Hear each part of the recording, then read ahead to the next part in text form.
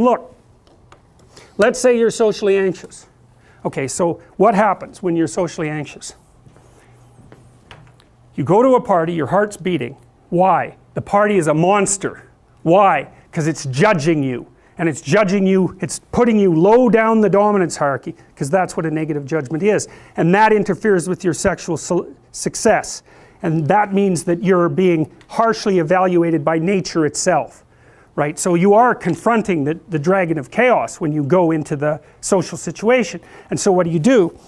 You're like this, right? You hunch over, and that's low dominance. I'm no threat. It's like, well, that's not going to get you very far. You know, but that's a logical thing to do in the face of a tyrant. So I'm no threat. You know, you look at the king and you're dead. I'm no threat. I'm hunched over. And then what's happening internally? What are people thinking about me? What are people thinking about me? Am I looking stupid? Am I looking foolish? Geez, I'm awkward. I hate being here. Man, I'm sweating too much. It's all internalized, right? It's all self-focused. The eye isn't working. What do you tell people? Don't stop thinking about yourself, because you can't. It's like, don't think of a white elephant. White elephant, white elephant, white elephant. You can't tell someone to stop thinking about something because they get caught in a loop.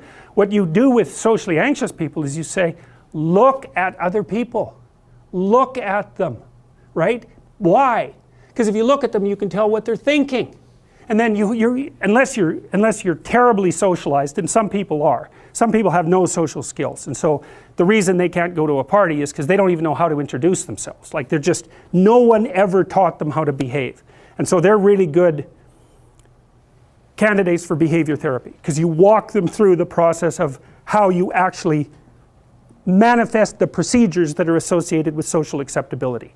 But most people aren't like that. They have the ability. So if they're really introverted and high in neuroticism, they can usually talk quite well to someone one-on-one. Why? Because they look at them. Well, if I look at you, it's another thing to do if you're ever speaking to a group of people. Never speak to the group of people. That doesn't exist. You talk to individuals, and then they reflect for you the entire group, because they're all entrained. So you look at one person, they broadcast to you what everyone's thinking, and you know how to talk to one person. So it's easy. So as soon as you focus on the person, not you, you push your attention outward, use your eye, you push your attention outward, and you start watching. Well, then all your automatic mechanisms kick in, and you stop being awkward. Because if we're talking and I'm looking here, I don't know what you're going to do next, and I'm going to put disjunctions into they're like bad chords in the melody of our conversation. And the reason is I'm not paying attention. So that's why the eye is the thing at the top of the pyramid. It's like the thing that enables you to win the set of all possible dominance hierarchies is the eye. Pay attention. Pay attention. That's the critical issue. That's why the Egyptians worshipped Horus. That's why Horus was the thing that rescued Osiris from the depths. It's the capacity to pay attention. What do you pay attention to most? What your right hemisphere signals as anomalous. It attracts your attention. It's like, this isn't going quite right. I'm not looking at that. Wrong. That's what you look at. That's what you look at. What's not going right, because that's the terrible monster that might eat you, but it's also the place you get all the information. So that's why it's useful to have discussions with your enemies, because they will tell you things you do not know. And that's such a great thing, because if you don't know them, well, you're not very smart, are you? You know, there may be a time when you go somewhere that's the thing you need to know. And maybe your enemy will tell you why you're such a fool, you know, and a bunch of other things that aren't true too.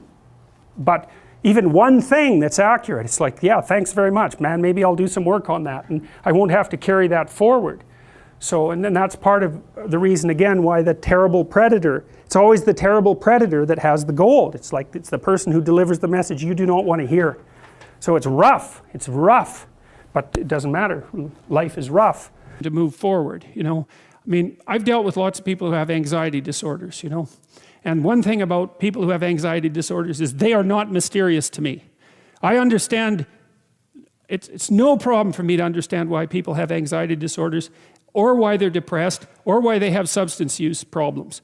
The mystery to me is always why people don't have all of those things at once, because everybody has a reason to be anxious. In fact, we have the ultimate reason to be anxious because we know that we're vulnerable and we know that we're going to die. And how you can not be anxious under those circumstances is a great mystery. It's a massive mystery. And the same thing applies with regards to depression. And then the same thing applies to some degree with regards to drug and alcohol abuse. As I said last week, there's plenty of reasons to drown your consciousness in alcohol, that's for sure. We could refer to the aforementioned anxiety and depression, not least. And so, and the sorts of drugs that people are prone to take are chemicals that take the affective edge off the tragedy of life. So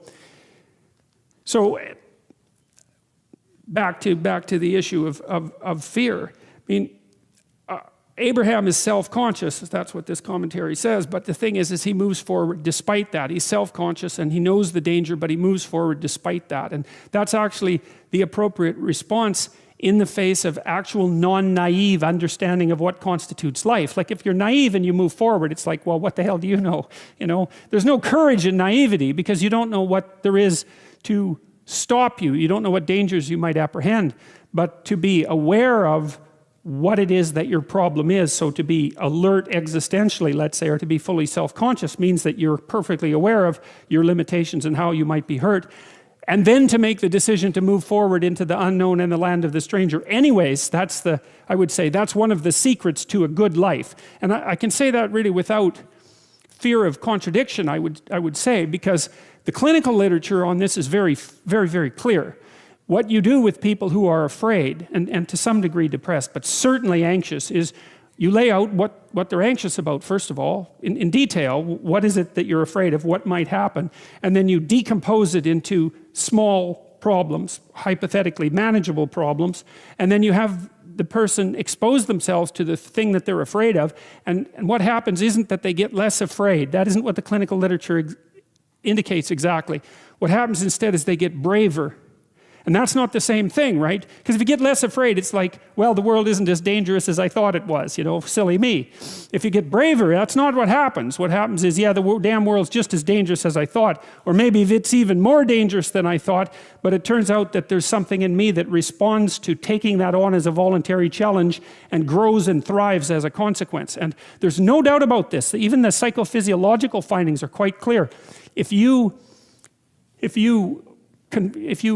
impose a stressor on two groups of people, and on one group the stressor is imposed involuntarily, and on the other group the stressor is picked up voluntarily, the people who pick up the stressor voluntarily use a whole different psychophysiological system to deal with it. They use the system that's associated with approach and challenge, and not the system that's associated with defensive aggression and withdrawal. And the system that is associated with challenge is much more associated with positive emotion and much less associated with negative emotion. It's also much less hard on you because the defensive posturing system, the prey animal system, man, when that thing kicks in, it's all systems are go for you, you know. The gas is pushed down to the pedals pushed down to the metal and the brakes are on.